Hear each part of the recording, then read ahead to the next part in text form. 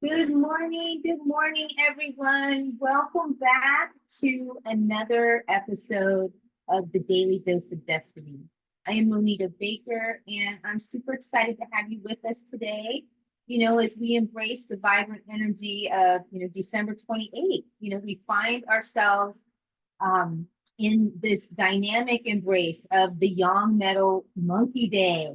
Can you imagine? So this is recognized as a success day in the Kanchu. Now this day is just pulsating with potential. And, this really just invites us to, climb towards new heights and really seek for those achievements and for that insight, right?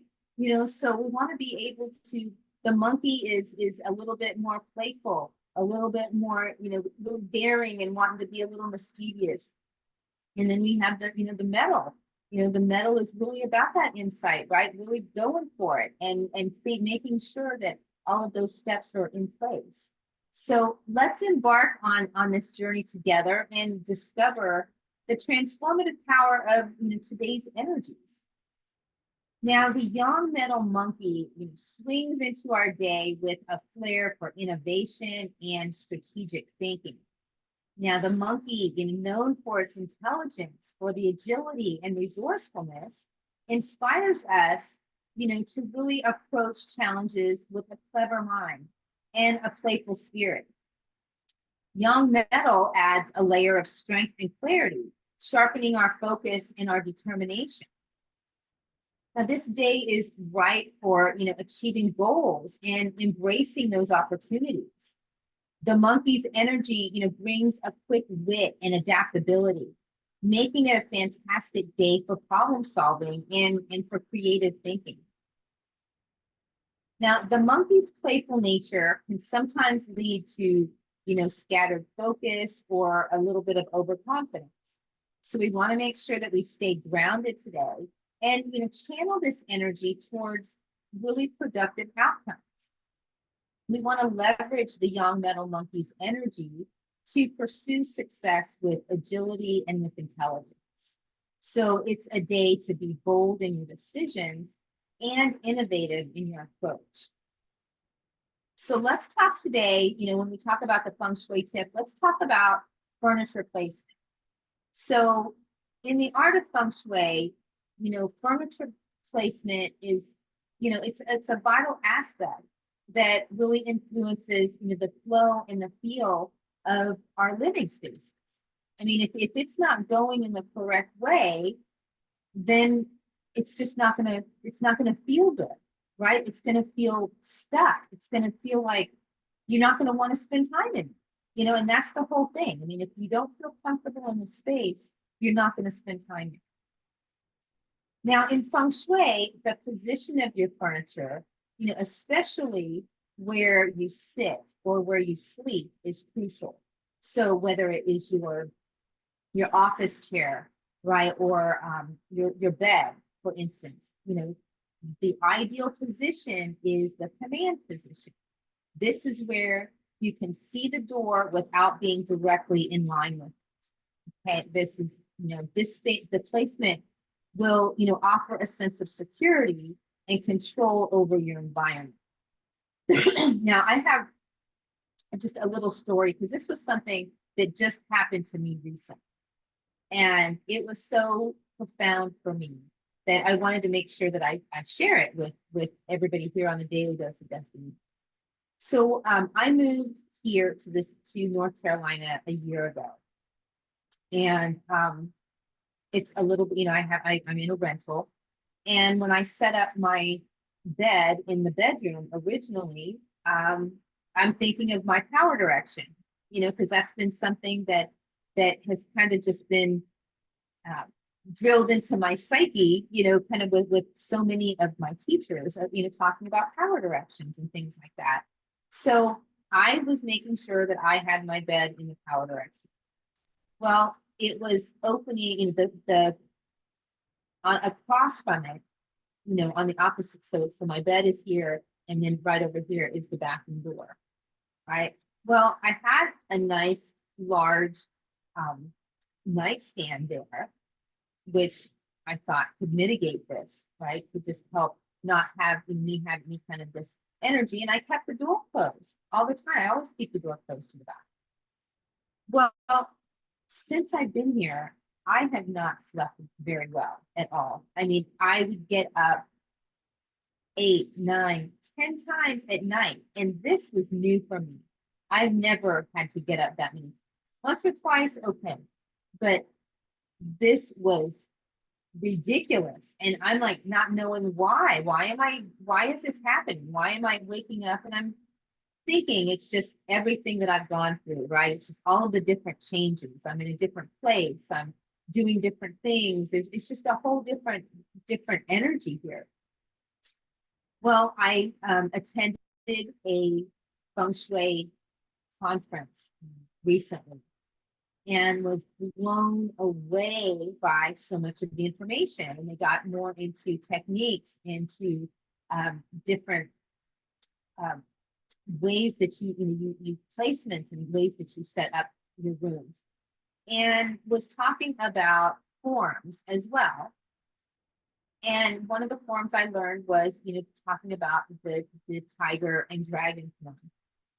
So I was struggling with this because, again, if I move my bed, it's not going to be in my power direction, right? It's not going to be where and so I stood there looking, just, okay, do I want to move it? And just trying to really connect with myself and, okay, am I going to go through all this work just to move it back? So I decided, let's just try it. Let's try it. I want to see if this form, this tiger dragon form, see if I can really feel a difference.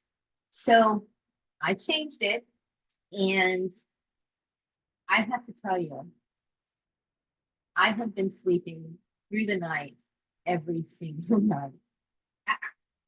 I'm just blown away. I really am. I mean, and of course it feels better because the energy, the chi is able to go through and move through the room better. And I am not in direct line with any door, whether it's the restroom, a closet, any of those things. It's not being open constantly, and I'm not getting affected by that.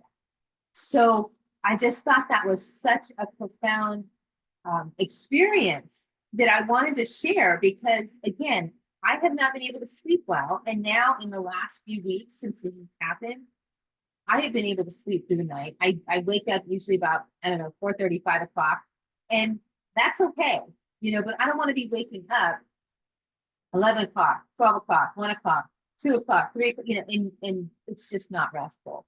So I wanted to share that with you and just let you know, I mean, how important it is to have our bed, our chair, where we spend the most of our time in that command position.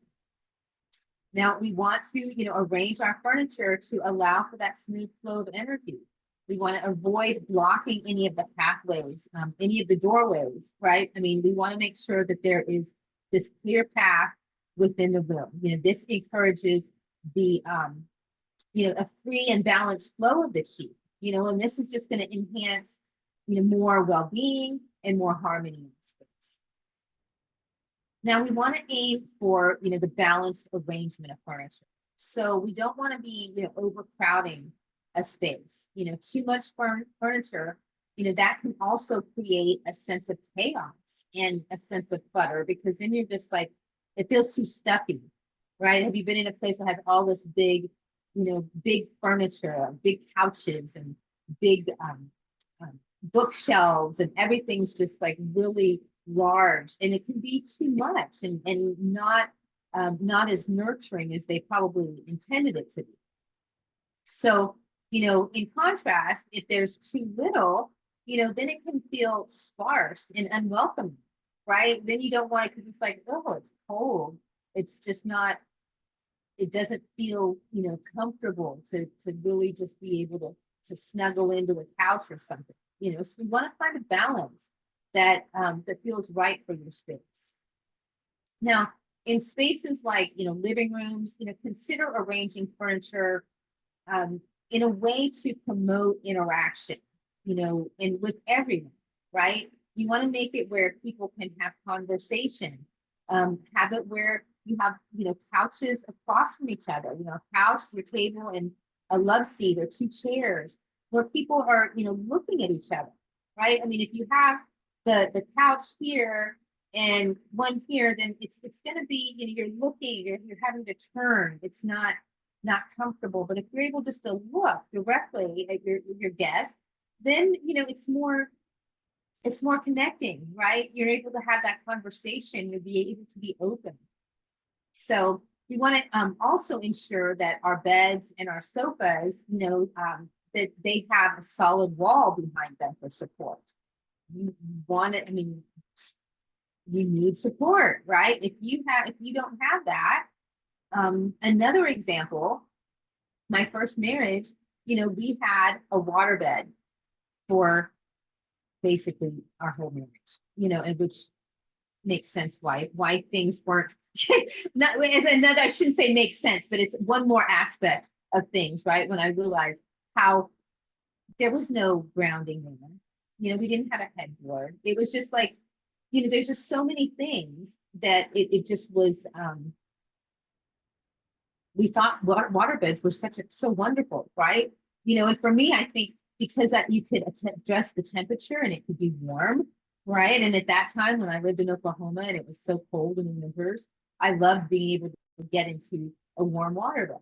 And now when I think about, oh my gosh, how awful, what an awful, the feng shui there is just not conducive for relationships. So we want to avoid placing our beds, under the windows if possible, or directly opposite doors, right? These positions can lead to restlessness and unsettled energy. If you have somebody with their feet facing out the door, then they're going to be going out the door. I mean, if they're not comfortable in there and their feet are facing, I mean, they're just going to be, their energy is not going to feel comfortable. So keep that in mind. We also want to be mindful, of where we place our mirrors, right? Mirrors reflecting the bed or the front door, can reflect and can create some unsettling energy. So we want to position mirrors to reflect positive views, or to bring in more light. Now, as we prepare for the energetic shift coming up of the Wood Dragon year, I am super excited to invite you all to my Declutter Challenge that's going to be starting this January. Now, this is all about refreshing our spaces, beginning our mindful,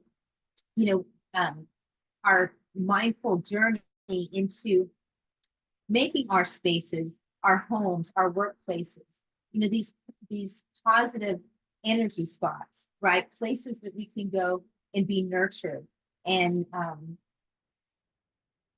welcomed and happy and joyful in these spaces. So each week we're going to tackle a different aspect of our homes, not each week, each day. So we're going to be doing this, we're going to create an environment that's really aligned with prosperity and with harmony. So I'll be sharing more details coming up in the next few days. So we can get ready to rejuvenate our spaces together. So it's going to be so exciting, and I can't wait to have you all along with me on this journey. So I am super curious to hear how you plan to apply today's feng shui furniture tips in your home. How do these ideas inspire the changes in your living spaces? So let me know, how you're doing today. What were your insights? What you got from today's Daily Dose of Destiny? And also, let me know if there's specific things that you want to know about.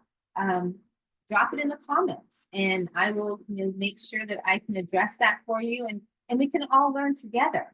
Okay, so let's channel the Yang Metal Monkeys energy today for success. Okay, let's create our living spaces that are balanced, that are harmonious, and really conducive to achieving our goals. So have a wonderful day, everyone. I will see you next time. And until then, I am Munita Baker. And as always, happiness is now. Take care, everyone. Have a beautiful day.